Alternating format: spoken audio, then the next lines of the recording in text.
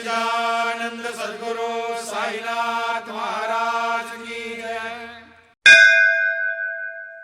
உலகப் சுருக்கின் சுழற்சியில் சுக்கினேன். இருந்தாலும் மூன்றையும் நம்பினேன். மகன், மனைவி மற்றும் செல்வத்தை கடவுளாகக் கருதி. அவர்களின் பூசாரி ஆனேன். காமம், கோபம், கர்வம் எல்லாம் என் சகோதரர்களாகிவிட்டன. அவர்களுடன் மகிழ்ச்சியில் நடனமாடினேன். எளிதான பாதையைப் பற்றி யோசிக்கவில்லை. எல்லா தவறான செயல்களையும் செய்தேன். மிகவும் ஆழ்ந்த தூக்கத்தில் தூங்கினேன். இறுதியில் பைத்தியமாகி மனந்திரும்பினேன். தாசன் கூறுகிறான், ஆண்கள் இப்படிப்பட்டவர்கள்தான். அவர்கள் தொடர்ந்து வலியை அனுபவிக்கிறார்கள். श्री सच्चिदानंद सद्गुरु साईनाथ महाराज की जय। உடலின் மீதான பற்று ஒருபோதும் நீங்காது. அன்பின் இனிமையை எப்படி காண்பது. நான் முட்டாள்கள் பாவிகளுடன் சகவாசம் வைத்திருந்தேன். என் எதிர்காலம் துன்பத்தை மட்டுமே கண்டது.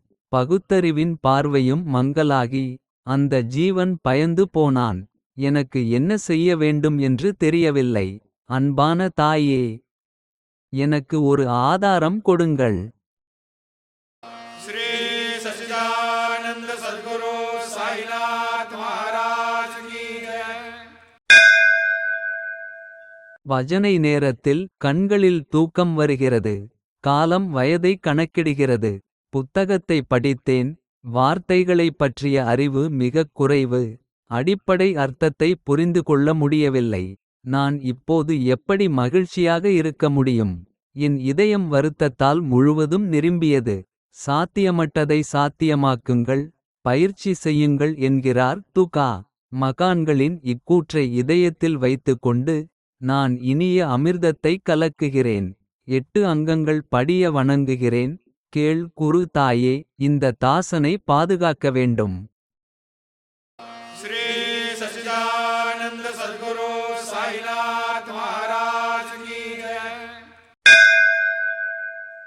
உறுதியான பக்தியை அடைந்தவனே முக்தியே பெறுவான். முதல் வழிமுறை சத்குரு மீதான பக்தி. உயர்ந்த எண்ணங்களுடைய ஆன்மாக்களின் முன்னேற்றம். இதை விரைவாகப் புரிந்துகொள்பவர். தனது பக்தியை இதயத்தில் வைத்திருங்கள். இது சத்குருவின் சொல். ஆனால் இதயத்தில் உள்ளது புலன் வழிச்சுவையின் ஆர்வம். எவ்வாறு விடுதலை பெறுவீர்கள். குருவிடம் அடைக்கலம் புகுங்கள். அன்பால் தாமரை பாதங்களில் புகலிடம் பெறுங்கள். श्री सच्चिदानंद सद्गुरु साईनाथ महाराज